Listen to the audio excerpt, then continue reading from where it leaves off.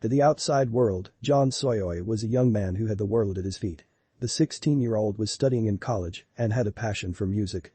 He was part of a loving family with two older brothers, one of whom was studying for a master's degree. Born in Germany, John and his family made a home for themselves in Manchester. They were looking forward to a bright and happy future together. But it was only after John was brutally murdered in the street that his mother began to learn of another side to her son's life, which she'd tragically been unaware of. Despite his age, he was regarded as the leader of a street gang. He was also an up-and-coming rapper, known by the nicknames Morsley or MD. It was a gang that was not previously on GMP's radar before his merciless slaying at the hands of a rival outfit. The Crown Court trial laid bare in grisly detail how young men affiliated with a gang called Representing the Danger, RTD, were willing to take to the streets, armed with machetes and knives, and murder a teenage boy. The second trial revealed how their rivals sought to get revenge for John's killing. Their deadly animosity was seemingly over no more than geographical boundaries and be fueled via social media and drill music rap lyrics. It is a depressingly familiar tale across Greater Manchester. Mohammed, 17, Satan Boob, 18, and Abdul Hafida, also 18, have all been stabbed to death in postcode-based gang murders in recent years. While those killings occurred in the south of the city, John Soyoye's murder concerned gangs to the north of town. His Moston-based M40 outfit saw the Rochdale and Oldham-based RTD as their fierce rivals. Following the conclusion of two trials which both lasted months and ended with 19 young men serving jail sentences, the full horror of his killing can be revealed. And a senior detective with experience of some of Manchester's most notorious outfits has claimed that urban street gangs such as M40 and the RTD can be just as dangerous as feared mobs of yesteryear, such as Salford's A-Team and South Manchester's notorious Gooch and Doddington. The day which ultimately proved to be John's last was Bonfire Night in 2020. No fireworks displays or bonfires were being planned for that day. November 5 was the date when a second national lockdown was introduced by the Prime Minister as coronavirus cases increased and the government sought to prevent the NHS from being overwhelmed over the winter. The stay-at-home order issued by Number 10 did not put John and some of his friends off from being out and about in Piccadilly Gardens that afternoon. And it didn't prevent members of the M40 gang from striking a blow at their rivals. The brother of Francesco Raggi, a member of the RTD, and Christopher Samido, another member of RTD, were in the city centre when they were spotted by members of M40. Shortly afterwards, Raggi's brother was attacked and stabbed by members of M40. John Soyoye was not one of those attackers, but he filmed some of it and posted the footage on social media. The RTD felt they could not let this go unpunished. Raggi wanted revenge for his sibling. What followed was a summoning of troops.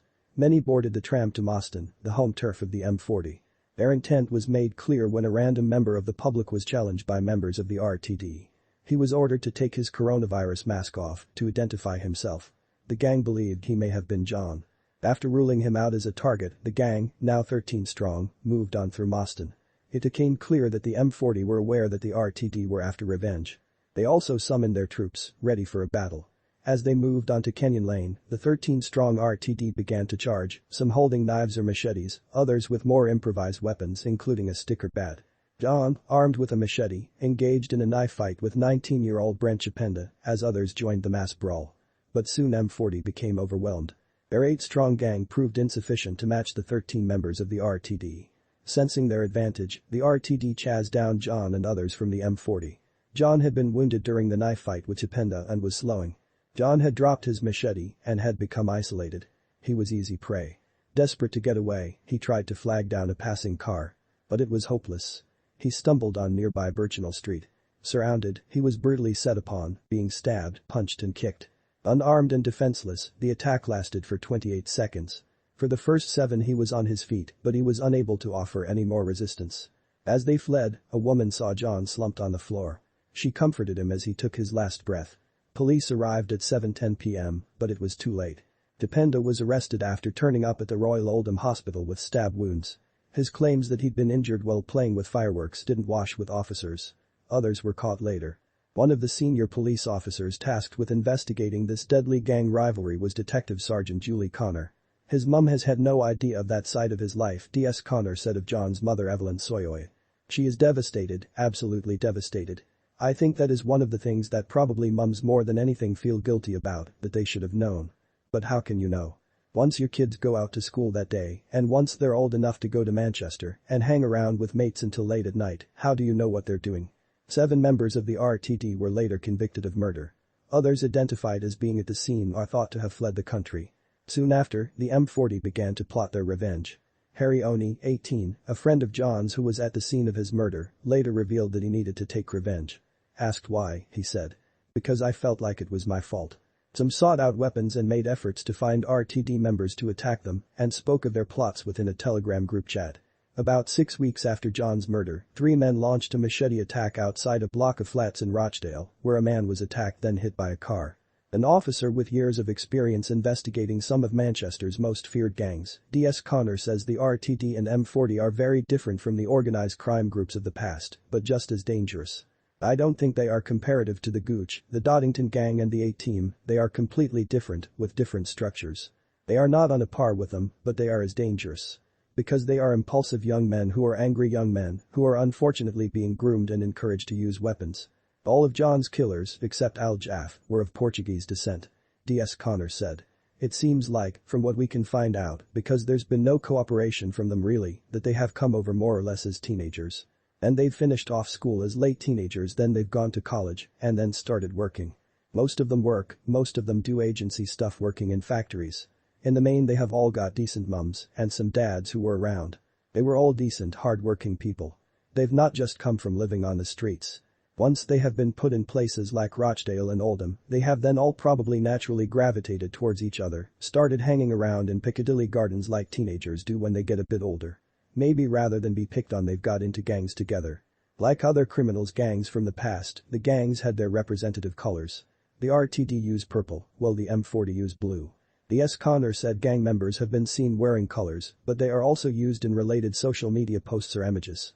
Rap and drill lyrics which specifically reference the murder proved to be a crucial avenue of inquiry for investigators. Officers found a note on the phone of one of John's killers created 2 days after the murder, which read, "Same day that my bro got touched is the same day that your bro got murdered." More lyrics found on the phone read, "RTD we're known for the drillings B7, Chapenda's nickname, on the wings still living, ops get caught with a rod, not fishing." Another said, "Back out my knife now MDs, John Soyoye, sprinting, I heard he slipped, so we got to the chinching." I think the younger you are, the more likely you are to be influenced by that kind of language, and if you start talking violent you start acting violent, that is a risk, D.S. Connor said. She said her team have discovered rapping about other unrelated murders, including the killings of 16-year-old Romero West in Trafford and 25-year-old Charlie Elms in Oldham. They are talking about genuine murders, she said. Sometimes they are not always being disrespectful, they might be paying respect to the victim. But obviously the RTD weren't paying respect to MD, John Soyoye.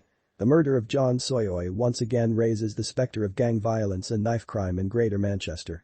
D.S. Connor says the carrying of knives has become virtually routine for some. She believes the problem should be met with more robust police work to tackle the carrying of weapons.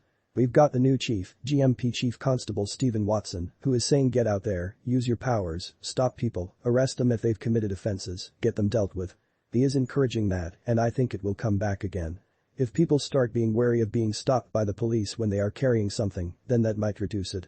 But it's going to need a big effort to do that, it is like a culture change. Teenagers have got used to arming themselves. There's schools in this country with metal detectors, there wasn't when I was at school. Brent Chapenda, 19, Christopher Samido, 23, Francesco Raggi, 19, Octavio Antonio, 19, Ismail Correa, 20, Nelson Correa, 22, and a 16-year-old boy were convicted of John Soyoye's murder after a trial which ran from October to December last year. They were sentenced in January. Mohammed Al-Jaff, 21, was found guilty of manslaughter at the same trial. Details of the case could not be published at the time due to reporting restrictions imposed ahead of a second trial involving members of the M40 who were said to have plotted revenge against the RTD following John's death. Reporting restrictions were lifted in March this year at the start of the second trial, following submissions by the Manchester Evening News. Sentencing of those convicted in connection with John Soyoye's death took place in January. Dependa was jailed for life with a minimum term of 21 years. Samido was jailed for life with a minimum term of 24 years.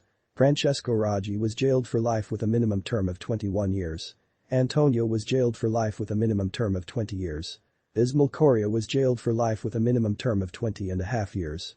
Nelson Correa was jailed for life with a minimum term of 23.5 years. A 16-year-old boy was jailed for life with a minimum term of 16 years. Al-Jaff was jailed for 16 years. At a second trial in March, 10 men accused of being aligned with the M40 went on trial accused of conspiracy to commit murder. Idian Columda 20, Jeffrey Oho 20, Harry Oni 18, Brooklyn Jitabo 18, Simon Thorne 18, Martin Thomas Jr. 19, Adam Oladeji 18, Amalade Okoye 19, Raymond Savi 19, Azim Akunyala 19, all denied the charge. Oni, Oho, Columda, and Jitaba were found guilty of conspiracy to murder, and Thorne, Thomas, Adedaji, Okoye, Savi, and Akunyala were found guilty of an alternate offense of conspiracy to cause grievous bodily harm.